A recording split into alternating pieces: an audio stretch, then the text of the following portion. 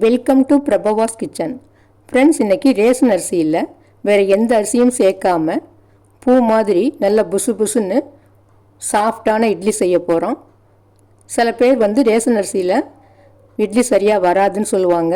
அதில் நல்ல இட்லி அரிசி கொஞ்சம் சேர்த்துப்பாங்க, இல்லைன்னா பச்சரிசி சேர்த்தா தான் வரும்னு சொல்லுவாங்க. ஆனால் வெறும் ரேஷன் அரிசி மட்டுமே வச்சு நல்ல புசு புசுன்னு பஞ்சு மாதிரி சாஃப்டான இட்லி செய்ய போகிறேன் பாருங்கள். இதுக்கு ஃபஸ்ட்டு ஒரு பாத்திரத்தில் ஒரு கப்பால் 8 கப் அளவு அரிசி எடுத்துக்கலாம்.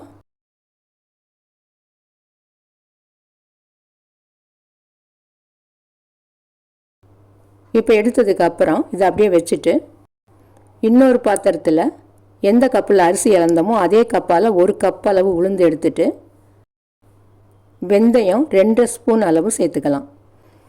இந்த உளுந்தோட வெந்தயம் சேர்த்து அரைக்கிறதுனால தான் நல்லா உளுந்த மாவு நல்லா புசு புசுன்னு வரும். அடுத்தது இட்லியும் நல்லா பஞ்சு பஞ்சாக வரும். இப்போ இது ரெண்டையும் நல்லா களைஞ்சிட்டு நல்ல தண்ணி ஊற்றி ஊற வச்சுக்கலாம். அரிசியை மட்டும் ஒரு 5-6 தடவை நல்லா வாஷ் பண்ணிவிட்டு அதுக்கப்புறம் தண்ணி ஊற்றி 2 மணி நேரம் ஊற வச்சுக்கலாம். உளுந்த ஒரே ஒரு தடவை தண்ணி ஊற்றி அலசினா போதும். அதுக்கப்புறம் தண்ணி ஊற்றிட்டு அதுக்கப்புறம் நல்ல தண்ணி ஊற்றி ஒரு 1.5 மணி நேரத்துக்கு ஊற வச்சுக்கலாம். இந்த உளுந்து நம்ம ஆட்டுறதுக்கு 1/2 மணி நேரம் ஆகும். அதுக்குள்ளே அரிசி ஊறி 2 மணி நேரம் ஆகிடும். ஆக மொத்தம் ரெண்டும் ஆட்டி வலிக்கிறதுக்கு சரியாக இருக்கும். இப்போது 1.5 மணி நேரம் ஆச்சு. இப்போ ஊற வச்ச உளுந்தை கிரைண்டரில் போட்டு ஆட்டிக்கலாம். ஒரு 20 நிமிஷத்துக்குள்ளாரே இந்த மாவு நல்லா அரைப்பட்டுடும்.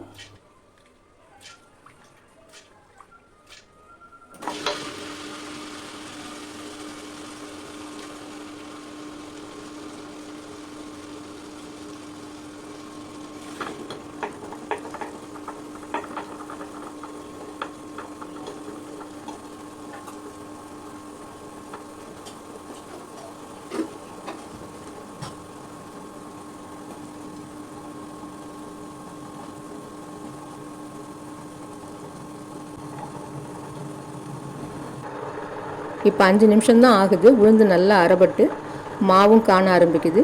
இந்த சமயத்தில் கையிலையோ அல்லது இந்த மாதிரி ஒரு ஸ்டிக்கு வச்சோ மாவை தள்ளி விட்டுட்டு கொஞ்சமாக தண்ணி தெளிச்சுக்கலாம்.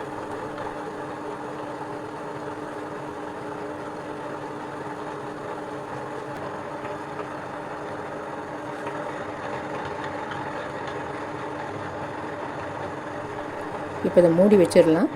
இன்னும் ஒரு 5 நிமிஷத்துக்கு நல்லா அரைப்படட்டும். இப்போ பாருங்கள், 10 நிமிஷத்தில் மாவு நிறைய வந்துடுச்சு. இப்போ திரும்பவும் கொஞ்சம் தண்ணி ஊற்றிக்கலாம். இப்போ 20 நிமிஷம்தான் ஆகுது. உளுந்து நல்லா அரைப்பட்டு மாவு புசு புசுன்னு வந்துடுச்சு. இப்போ லேசாக தண்ணி தெளித்து விட்டுட்டு ஒரு 2-3 நிமிஷத்துலேயே நம்ம மாவு ஒழிச்சிடலாம்.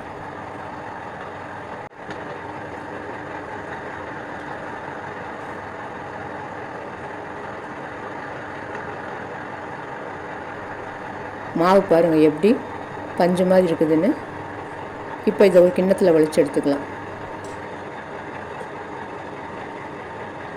இந்த மாவு இப்படி புசு புசுன்னு வர்றதுக்கு காரணம் நம்ம உளுந்தோடு சேர்த்த வெந்தயம்தான். வெறும் உளுந்து மட்டும் போட்டு ஆட்டினோம்னா இந்த அளவுக்கு வராது.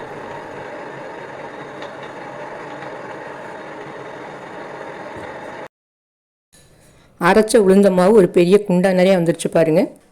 இப்போ இதை வச்சுட்டு அரிசியை கிரைண்டரில் போட்டுக்கலாம்.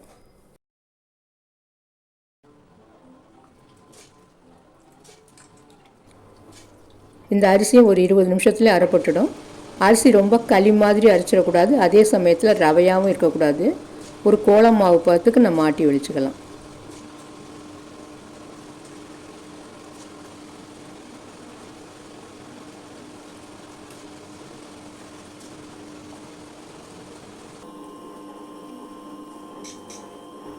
இப்போ அரிசி மாவு ஒரு கோலம் மாவு பார்த்து வந்துருச்சு பாருங்கள். இப்போ இதை ஒரு பெரிய பாத்திரத்தில் வலிச்சு எடுத்துக்கலாம். இப்போ இட்லி மாவை பெரிய பாத்திரத்தில் வலிச்சு எடுத்தாச்சு. இதோடு நம்ம அரைச்சி வச்சுருக்க உளுந்த மாவை சேர்த்துக்கலாம். இந்த அரிசி மாவை விடவும் அதிகமாக உளுந்த மாவு இருக்குது.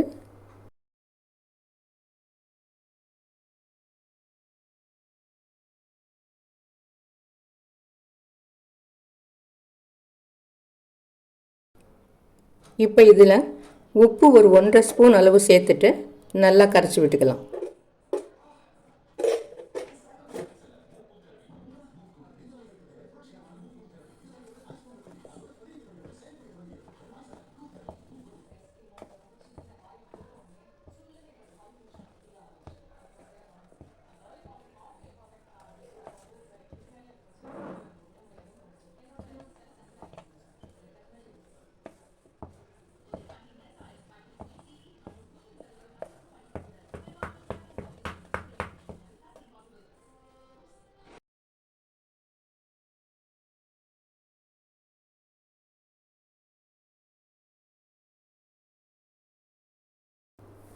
இப்போ மாவு நல்லா கரைச்சதுக்கப்புறம் ஒரு பிளேட்டை போட்டு மூடி ஒரு 6-7 மணி நேரத்துக்கு அப்படியே வச்சிடலாம். மாவு நல்லா பொங்கி வந்துடும்.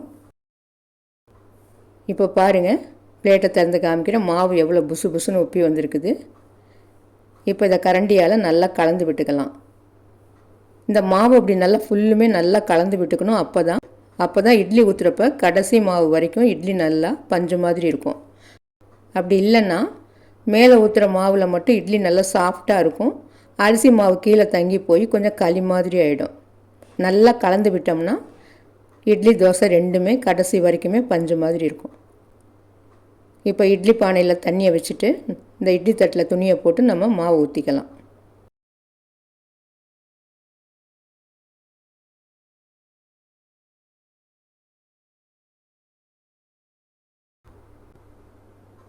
இப்போ நான் ஒரு தட்டு தான் ஊற்றிருக்கேன். இதை வச்சு மூடி வச்சிடலாம்.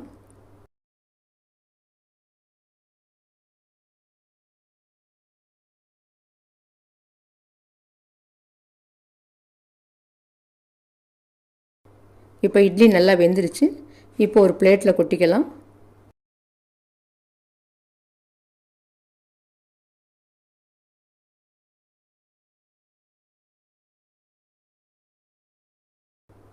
இப்போ அந்த துணி மேலே லேசாக தண்ணியை தெளித்து விட்டு எடுத்துக்கலாம்.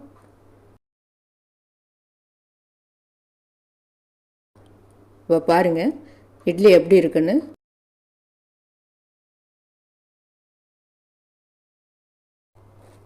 இப்போ இந்த இட்லி பாருங்கள் எப்படி புசு புசுன்னு பஞ்சு மாதிரி இருக்குது. நான் ரேஷன் அரிசியோட எந்த அரிசியும் சேர்க்கலை. பச்சரிசியோ வேறு அரிசியோ சேர்க்காம தான் ஆட்டியிருக்கேன். ஆனாலும் பஞ்சு மாதிரி சாஃப்டாக இருக்குது. இந்த டிஷ்ஷு பிடிச்சிருந்ததுன்னா லைக் பண்ணுங்கள், ஷேர் பண்ணுங்கள், மறக்காமல் சப்ஸ்கிரைப் பண்ணுங்கள். நன்றி.